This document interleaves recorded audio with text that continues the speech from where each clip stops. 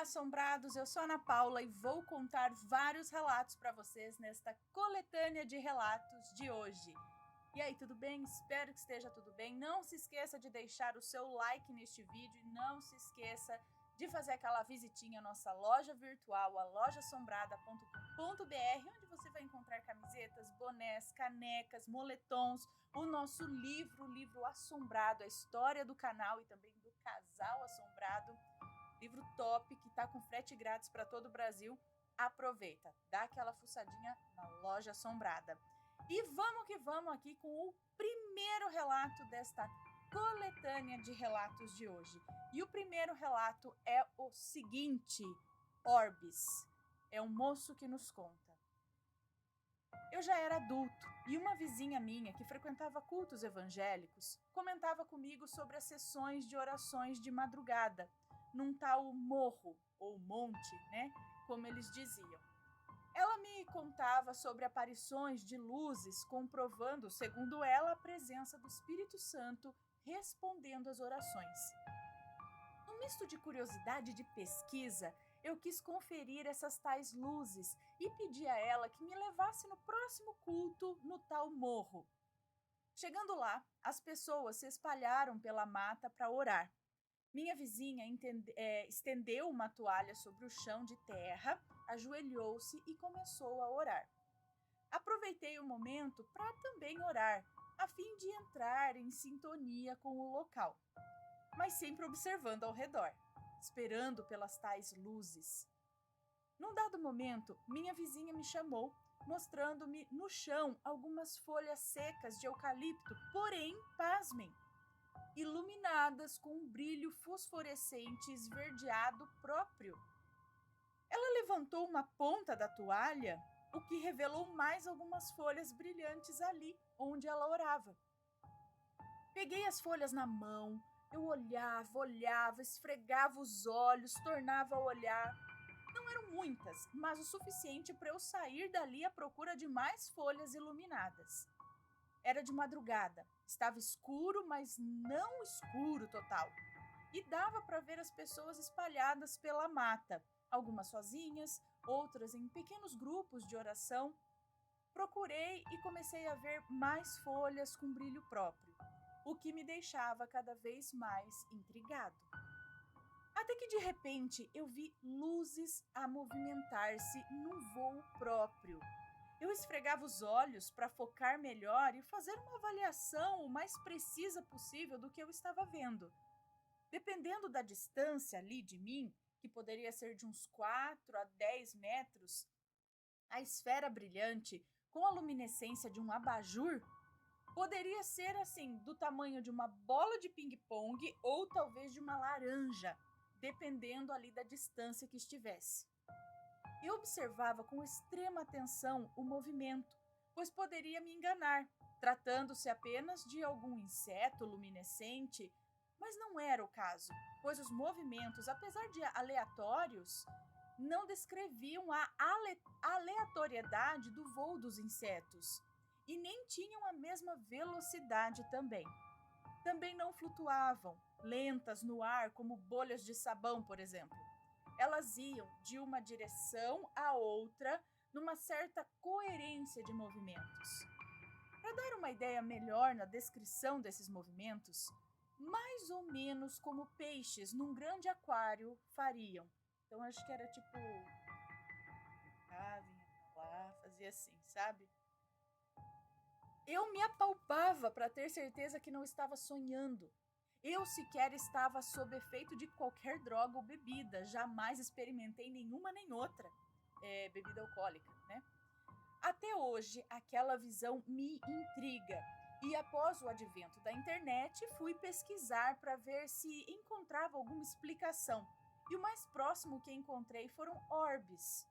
Até coloquei uma foto, anexei uma foto aqui que eu encontrei na internet, que se aproxima muito com o que eu vi. Porém, eu vi num número menor, eu vi apenas 2 ou 3 esferas de luz. Bom, terminou o relato. Assim, essas esferas de luz achei bem interessante, não tem explicação, não sei o que pode ser isso, se alguém souber, digam aí, se alguém já viu. As folhas, os gravetos que acendem, eu sei que existem espécies de plantas mesmo que elas têm essa luminescência própria, elas acendem no escuro, isso é normal, é, isso existe. Mas aí o que eu não sei é o seguinte: se, por exemplo, a pessoa foi e com o tempo, com o olho se acostumando com a escuridão, aí elas começam a ver essa luminescência, ou se essa luminescência se revela no momento da oração, com a oração, com a energia da oração, não sei. Digam aí quem entende mais. Mas existem. Até tem uma parente minha que foi no monte orar, essas folhinhas acenderam, ela levou algumas para casa e num dia lá ela se fechou no quarto, tal, acho que apagou a luz e começou a orar no quarto e elas acenderam de novo. Mas aí é que eu não sei se elas acendem, eu não sei, eu nunca presenciei isso. Eu já fui no monte orar, mas não vi folhinhas brilhando. Mas eu sei que existem sim, existem cogumelos que brilham no escuro, naturalmente, tem uma luminescência própria, tem as folhas, então tem que ver isso. Não tô falando, não tô tirando a fé de ninguém aqui, querendo falar o contrário, até porque acredito que o intuito de ir ao monte orar é muito maior do que simplesmente ir para ver coisinha brilhando no chão, né? Tudo bem que isso pode ser a resposta do Espírito Santo, eu não sei, eu só estou falando da possibilidade que existem folhas que brilham realmente no escuro, tá? Se você até procurar foto de floresta, aí você vai ver muita coisinha brilhando no escuro, que eles têm essa luminescência própria. Mas é só quem souber melhor, escreve aqui embaixo. Eu não posso falar por experiência, né? Eu sei que muita gente já disse que eles acendem com a oração. Acho isso bem interessante. Até gostaria de ver também. Agora, essas luzes do tamanho de laranjas, de bola de ping-pong que seja, que ela tem a luminescência de um abajur, ou seja, um abajur, ele ilumina o que tá em volta também. É uma luz, digamos que bem marcante ali. E esse voo, isso é estranho. Isso é meio estranho. Se alguém já presenciou, deixa aqui nos comentários, manda o relato pra gente. Ok? Próximo relato. Pra onde foram? É uma moça que nos conta. Eu vou contar alguns episódios que ocorreram na minha família. O primeiro acontecimento foi com meu pai. Ele comprou uma máquina de espremer laranjas e limões para fazer suco. Ele amava aquela maquininha, sempre estava lá espremendo seus limões. Então, ele deu um tempo nesse vício em sucos cheios de vitamina C. Por algumas pouquíssimas semanas, mas logo voltou com essa mania. Quando ele procurou o espremedor, percebeu que estava faltando uma parte do equipamento. Justo aquela pontinha que a gente encaixa a metade da laranja e que faz o movimento de rotação. Justamente aquilo que tira o suco da laranja, né? Todo mundo aqui em casa procurou essa bendita parte e ninguém encontrou. Papai até disse que a gente tinha jogado fora, mas isso não fazia sentido porque o equipamento estava sempre montadinho e guardado na caixa. No fim ele teve que comprar outro encaixe, porque aquele, sumiu. Mas não tinha como aquele negócio sumir do nada, mas ele simplesmente escafedeu-se. Bom, outro caso foi com a minha irmã. Ela estuda só na parte da manhã em uma universidade particular. E eu disse para ela aproveitar o tempo livre e fazer um estágio. Bom, certo dia nós encontramos um anúncio. Estavam à procura de estagiários voluntários. Eu dei a maior força a ela. E para a entrevista precisaria levar uma cópia do RG e 2 fotos 3x4. Todo santo dia eu via essas fotos 3x4 da minha irmã no mesmo lugar, em uma pasta na mesinha do quarto dela. Ninguém mexia ali, muito menos ela. Estava sempre lá. E justo quando a menina precisa das fotos, adivinha? Essas fotos sumiram. Não havia como as fotos terem sumido. Bom, a gente deu um jeito, arranjou algumas fotos antigas mesmo, Mas até hoje fica a dúvida, gente. Cadê aquelas fotos? A pasta já estava até empoeirada, só para você ter uma noção de como ninguém mexia lá. Tava lá o tempo todo, mas é sempre assim, né? Tá lá, você tá vendo, tá lá, tá. A hora que você fala, gente, eu preciso de não sei o que. Ah, eu sei onde tá. Mas não tá. Mas cadê? Vivi aqui. É sempre quando você precisa, você não acha. Aí quando você larga a mão, um dia, só, olha tal coisa aqui, né? Agora não preciso mais também. Mas e aí que tá? Pra onde foram essas coisas, né? Mas vamos lá, continuando, tem mais relato, não acabou não. Por fim, minha irmã está sempre aqui no meu quarto. Nós somos besties e amamos os relatos também. Certo dia ela veio aqui, ligou a TV, mas a nossa mãe a chamou porque precisava de ajuda com alguma coisa. Minha irmã acabou indo descalça mesmo e esqueceu o chinelo no meu quarto. Ela deixou os 2 pés do chinelo no meu quarto. Quando ela voltou, me perguntou se eu havia pego o chinelo dela. Chateada, porque só achou um pé. A gente revirou o quarto, olhou tudo, mas tudo mesmo, e não encontramos o outro pé do chinelo. Minha mãe até comprou outro par de chinelos para ela e já havíamos superado esse sumiço repentino, né? Mas em uma noite, eu, sem querer, derrubei um batom no chão e ele rolou para debaixo do rack do meu quarto. Eu gelei quando me abaixei e o chinelo da minha irmã estava lá. Gente, eu fiquei chocada porque eu não tô doida não. O chinelo sumiu no início de agosto e eu o encontrei no final de setembro. Todo dia eu varro o meu quarto. Eu sou cheia de manias de limpeza e sempre afasto esse rack para varrer embaixo. Quem será que levou o nosso encaixe do espremedor de laranjas? Provavelmente a peste queria só plantar discórdia, pois o meu pai, ele brigou horrores com a minha irmã e comigo por conta disso. Minha irmã diz que seu doppelganger perdeu as fotos 3x4 e veio aqui roubar os chinelos dela também. Quem será que some com as nossas coisas aqui em casa? Eu fico boladíssima com isso. Então, gente, a explicação de que pode ser um espírito zombeteiro justamente para plantar discórdia, só para ver o circo pegar fogo, o pessoal discutindo em casa, foi você que pegou, não foi você, então como que sumiu, você mexeu, sabe, cadê a chave, eu sempre peço para você deixar no mesmo lugar, mas não deixa, então e aí, mas a culpa é sua, por que a chave não tá aqui, mas eu não peguei, então quem que pegou, se você, sabe, começa aquelas discussões, né, e isso acontece. Quem tá me assistindo, vai me dizer que isso nunca aconteceu com você. Ah, com certeza já aconteceu de coisas sumirem e você fala, mas gente, como? Como? Tava aqui, né? Às vezes aparece, muitas vezes em lugares que você fala, como isso foi parar ali? Outras vezes, ó, nunca mais. E a gente fica sem saber pra onde foi, o que aconteceu, né? Bom, deixem aí suas histórias aqui nos comentários. Ou manda o relato pra gente. Próximo relato: os parentes mortos conversavam comigo.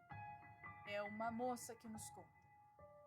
Eu vou contar aqui 2 relatos de parentes meus que já morreram, mas vieram se comunicar comigo para que eu passasse os seus recados a outras pessoas. A primeira vez foi em meados dos anos 2000. O meu tio Afonso, casado com uma irmã da minha mãe, Virgínia, veio a falecer. Eu era muito apegada a ele e não fui ao seu sepultamento. Eu fiquei muito triste, pois eu estava trabalhando à tarde. Enfim, eu não fui e fiquei sabendo pela minha irmã que me ligou. Chorei muito a noite toda e não conseguia dormir. Até que a minha mãe colocou um colchão no chão e acabei me deitando nele. Foi quando senti um cafuné e eu sei que era ele. E aí eu adormeci. Eu sonhava sempre com ele. Eu conversava com ele, inclusive pedi desculpas por não ter ido ao sepultamento. Mas uns 3 anos após a sua morte, em uma espécie de sonho muito real, ele me pediu que eu dissesse à minha tia que queria vender a casa, mas não conseguia, porque ele não queria que ela vendesse, entendeu? Que ela só venderia... Peraí. Então ele me pediu que eu dissesse à minha tia, que queria vender a casa, mas não conseguia, porque ele não queria que ela vendesse, era para dizer a ela que ela só venderia a casa quando fizesse o que ele tinha pedido no seu velório. Ele queria que tivessem tocado forró e dado bebida às pessoas que fossem velá-lo. Claro que ela não fez isso. Então ele não deixava ela vender a casa. Olha só. No meu sonho, Afonso dizia que Virgínia só venderia a casa se fizesse isso. Então, na área da churrasqueira, ela colocou o aparelho de som que tocava 3 CDs, colocou CDs de forró, uma dose de pinga no copo que ele sempre bebia e uma laranja que ele adorava, e deixou tocando. A parte elétrica das lâmpadas daquela área não estavam funcionando. Ela deixou tocando, desceu e esqueceu. Quando deu 6 da tarde, já escurecendo, ela se lembrou do aparelho de som e subiu para pegar o aparelho no escuro mesmo. Quando ela encostou no interruptor, as luzes acenderam. Ela olhou o copo de pinga e estava seco. Ela ficou sem entender nada, pois tinha chamado o eletricista que não achou nada anormal. 8 meses depois disso, ela vendeu a casa. Olha, ele estava querendo... Mas tem mais um relato aqui. Em 2010, a minha avó, Diamantina, morreu no dia do aniversário da minha tia Virgínia. Ela estava em uma casa de repouso, pois minha tia que cuidava dela não aguentou as pirraças que ela fazia por querer voltar para o Nordeste e nenhuma das filhas levava ela de volta e tal. Ela fazia as necessidades na cama mesmo. E mesmo tendo recursos para fazer no banheiro ou mesmo na comadre, por pirraça e de propósito ela fazia na cama. Pois bem, ela parou de se alimentar nessa casa de repouso e acabou morrendo desnutrida. Mas, gente, parou de se alimentar?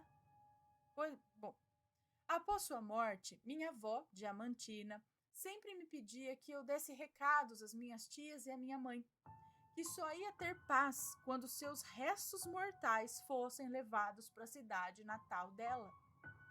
Passou o tempo e finalmente chegou o dia de levar os seus restos à sua cidade natal. Mas minha mãe, com medo de avião, pediu que eu falasse para Diamantina que ela não ia mandar, que não iria... diz que ela não iria, que iria mandar as suas irmãs. Diamantina ficou muito brava e disse que ela ia mandar um sinal de que ela não gostou da minha mãe não ter ido. Minhas tias embarcaram em um avião e os restos mortais em outro. Foi a maior confusão, pois tiveram que ficar esperando no aeroporto o próximo avião, que estava o avião onde estava a urna, acho que foi cremado, algo assim. Olha, assim que foi depositada a urna no jazigo da família, Diamantina apareceu novamente para mim, sorriu, me chamou de minha estrela e foi embora.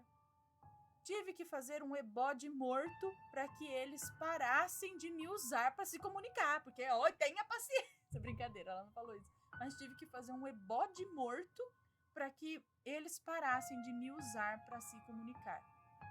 Depois que fiz o ebó, em 2013, não tive mais contatos com eles. Pois ainda vejo muita coisa. Mas, gente, olha esses defuntos que ainda faz picuinha. Ainda fica enxuriçado. Eu falei, mas peraí, entenda meu lado também. Não é tão fácil assim, gente. Poxa, compreenda. Senão eu também não mando rezar missa. Aquela começa a brigar com os espíritos. Ai, meu Deus do céu. Mas tem muito disso sim. A pessoa morre e não fica em paz, que é uma coisa, que é outra. E aí, se você não fizer, eu sei que não fica em paz. Bom, próximo relato. E coitada dessa moça, né? Que ficava de correr elegante dos espíritos. E fala pra um e fala pra agora. Ela falou pra fazer isso. E se não tem ela no meio da turma? Como que ia ficar sabendo que ele quer isso, isso, aquilo? Aí ia ficar, a vida começa... Sonha? Não sei. Digam aí. Próximo relato. A procissão das almas. É uma moça que nos conta. Será que é aquela mesma procissão? Bom, quero compartilhar o relato mais sobrenatural da minha vida que aconteceu em 2014. Por aqui na minha cidade, na Semana Santa, exatamente na Sexta-feira da Paixão, alguns fiéis saem em procissão, vestidos de branco da cabeça aos pés, com uma vela na mão. É uma tradição aqui no interior, pois acredita-se que os mortos saem de madrugada na Sexta-feira Santa, acompanhando a procissão com as pessoas. Cada região conta como é essa procissão de maneira diferente.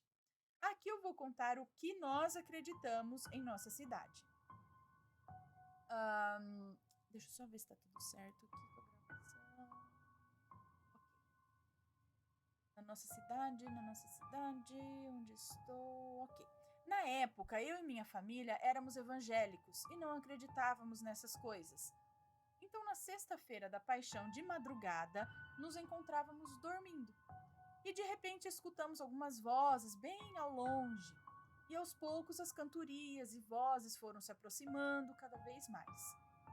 Era 2 horas da manhã quando nos levantamos e abrimos a janela para ver o que poderia ser. Foi quando vimos uma grande procissão passar. Então, fechamos a janela e voltamos a dormir. No sábado de Aleluia, pela madrugada, ouvimos novamente aquelas pessoas rezando. E novamente nos levantamos para ver. Todas as janelas das casas estavam fechadas. Somente as janelas dos nossos quartos estavam abertas, pois queríamos ver a procissão passar. Meu pai, por ser muito cético, pediu que fechássemos as janelas e voltássemos a dormir. Deixa isso para lá. Mas eu e minha irmã, curiosas, decidimos esperar os nossos pais dormirem para a gente ir lá fora ver a procissão passando. Dito e feito, ficamos no portão de casa, embaladas num edredom, vendo as pessoas passando. Assim que passou, uma das moças da procissão veio até nós e nos disse: "Vocês não sabem que não podem ficar vendo a procissão? Entrem para dentro agora." E eu perguntei por que a gente não podia ver. E aquela moça não nos respondeu, ficando um silêncio assustador entre nós. Ela se virou para ir embora e quando se virou, os pés dela não tocavam o chão. Vimos que ela flutuava. Era como se tivesse uma pequena fumaça debaixo dos pés dela. Naquele momento percebemos que se tratava de um fantasma. Entramos correndo para casa, gritando, assustadas e acordando até alguns vizinhos e a nossa família. Contamos o que houve para todo mundo, então fomos repreendidas e aconselhadas a orar. A partir desse dia, nunca mais abrimos as janelas para ver a procissão passar. Essa visão mudou totalmente as nossas crenças. Até hoje, não sabemos dizer o que poderiam ser aquelas pessoas. Se eram espíritos, se eram os mortos que realmente saíam do cemitério, ou se ali tinha pessoa e espírito junto. A partir desse dia, passei a acreditar no sobrenatural e não duvido de mais nada. Bom, essa é uma daquelas histórias, não essa, mas tem aquela história dessa procissão que a pessoa chega e entrega uma vela e no dia seguinte a vela vira osso e tal. Nesse caso, ela viu aí uma mulher que flutuava ali. Então, será mesmo que essa procissão é acompanhada por espíritos também? E por que não pode ver? Aí fica a pergunta, por que não pode ver também? Porque os espíritos vão passar e mais gente não pode ver, só quem está na procissão? Mas por quê? Eu fiquei curiosa. Ai, meu Deus, eu ia ser uma daquelas que ia dar risadinha pela porta, assim. Mas eu conheço esse lance aí dessa procissão que é em Minas Gerais. Bom, próximo relato é Eu Salvei a Moça. É uma moça que nos conta. Em 1994, eu me mudei com a minha mãe para a casa da minha tia Guadalupe, que morava na cidade de lugar nenhum, no bairro Terra de Ninguém, no interior de Greenville. Esse bairro era daquele tipo bem perigoso. Me colocaram na escola e a vida seguia tranquilamente até aquela sexta-feira. Fui à escola normalmente naquela tarde mas algo começou a me preocupar após o intervalo. Eu não consegui lanchar direito e só pensava que tinha que ajudar alguém, que eu não sabia quem. Bom, finalmente era hora de ir para casa às 5h40 da tarde. Ao sair no portão, uma voz masculina, mas muito doce e firme, disse assim: "Vá até a moça que está no ponto de ônibus e diga o seguinte: tia, já cheguei, podemos ir embora. E pegue na mão dela." Eu atravessei a rua e fui até o ponto de ônibus, onde tinha uma moça e um rapaz. Esse rapaz a segurava com uma das mãos na cintura e na outra tinha uma faca em suas costas. Eu cheguei e fiz o que a voz tinha mandado.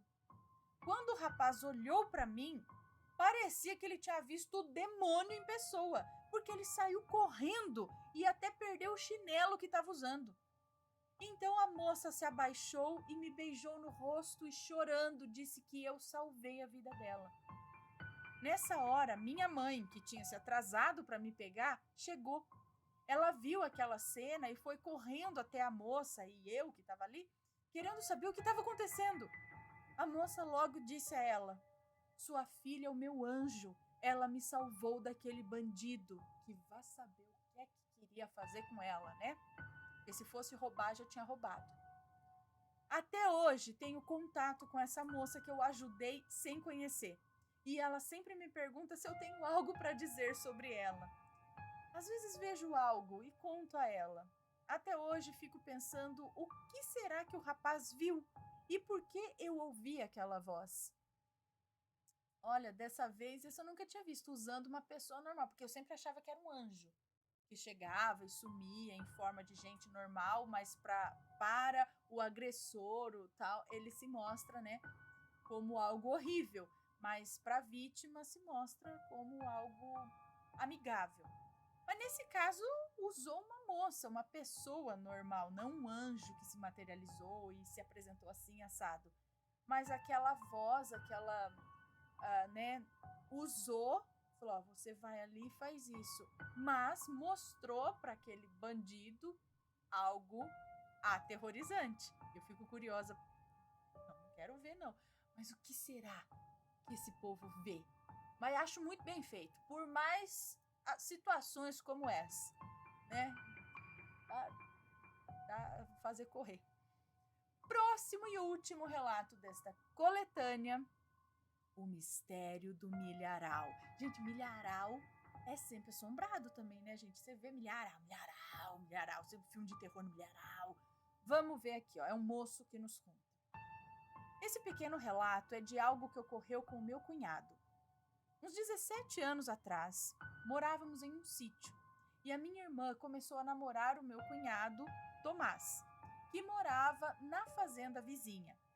Nesse dia, estávamos todos assistindo a um filme que demorou um pouco para acabar e, por esse motivo, Tomás foi embora um pouco mais tarde que o habitual. Então, por volta das 11 horas da noite, ele se despediu de todos e seguiu o caminho para a fazenda vizinha. Havia um milharal que separava o sítio em que morávamos e a fazenda em que ele morava. Ele sempre passava por essa estrada, mas por já ser tarde, resolveu cortar caminho pelo milharal. Como dizia minha avó, quem procura atalho, procura trabalho. Os pés de milho não estavam muito grandes, batendo ali na altura do peito, e a noite estava clara, então super ok, né? Assim que saiu da estrada e adentrou o milharal, ele disse que tudo ficou estranho. Ele conta que a noite silenciou. Não se ouvia os cantos dos pássaros noturnos, nem os grilos, absolutamente nada. Um silêncio sepulcral. Somente o som do vento que soprava frio ali, fazendo o milharal balançar lentamente de um lado a outro ali. Ele conta que sentia o seu coração bater forte, suas mãos começaram a suar, a boca estava seca e o corpo dele ficou pesado. Ele começou até a sentir um pouco de tontura. começou a sentir um calafrio nas costas. Ele conta que tinha certeza que não estava sozinho ali. Sabia que se virasse e olhasse para trás, ele ia ver alguma coisa que ele não ia gostar. Então continuou andando e orando em pensamento.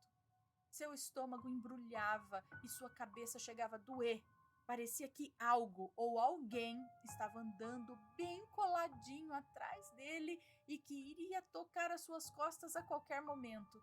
Eu já tive essa sensação, gente. Vocês já? Quando chegou no final do milharal, passou a cerca de arame farpado tão depressa que chegou a machucar o couro cabeludo. E no momento em que ele passou a cerca, o ar voltou a ser leve, o vento frio parou, se ouvia novamente os pássaros noturnos, os grilos, os cães latindo ao longe. Quando chegou em casa e olhou no relógio, levou um susto, pois o relógio marcava 13h30 da manhã, sendo que o Tomás saiu de lá, de casa, às 11 horas da noite. E o atalho que ele pegou pelo milharal demoraria no máximo, andando bem devagar, uns 45 minutos. Era para ele chegar no máximo meia-noite. O que houve nesse tempo? Depois disso, ele evitava até passar na estrada em frente ao milharal. Então, a gente viu um relato aqui. Já viu ou não viu ainda? Acho que já viu. Hoje, foi hoje mesmo ou ontem? Sobre a caverna de Thor, onde o rapaz também só que ele não, então, ele não sabe, acho que ele não falou em questão ao horário, mas em questão ao silêncio. De repente, o clima fica estranho, você começa a se sentir esquisito, não sabe direito por quê, e aquele silêncio.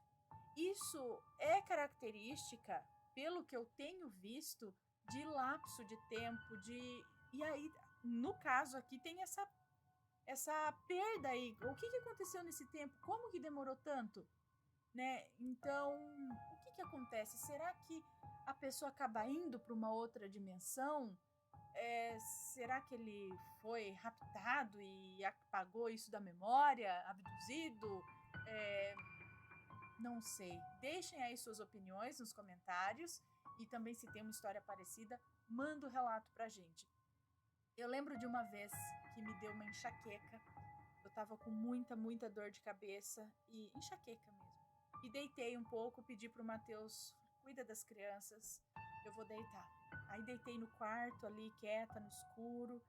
Só que eu não dormi, sabe? Quando você tá ali com dor de cabeça, não dá pra relaxar e dormir. Eu só virava na cama e virava, já tinha tomado remédio e tudo. E escutando todo o tempo as crianças, papai, não sei o quê, vinha ali, eu ali e tal. Queria muito dormir, mas não conseguia. E no momento que eu deitei, era próximo à meia-noite. E fiquei ali e tal. Aí, a hora que eu tava começando a querer relaxar, que a dor já tava começando a passar, e aí que eu ia querer começar a dormir, o Matheus entrou no quarto. Oi, amor. Já são... Como que é que ele falou? 2h30 da manhã. Uma coisa assim. Eu falei, como 2h30 da manhã? Ele falou, você dormiu 2 horas. Eu falei, como que eu dormi? Eu não dormi. Ele falou, dormiu sim. Já é 2. Eu falei, pra mim, na minha mente, eu tava ali no máximo uns 45 minutos. E não sei, eu não fechei o olho, eu não dormi nada, eu só fiquei ali virando de um lado pro outro com dor de cabeça. E de repente passaram-se 2 horas e eu achei que passou 45 minutos, mais ou menos. Então, não sei o que houve aí. Enfim. Bom, esses foram os relatos de hoje. Espero que tenham gostado. Um grande beijo para vocês e a gente se vê no próximo relato. Pessoal, beijos e fui. Tchau, tchau.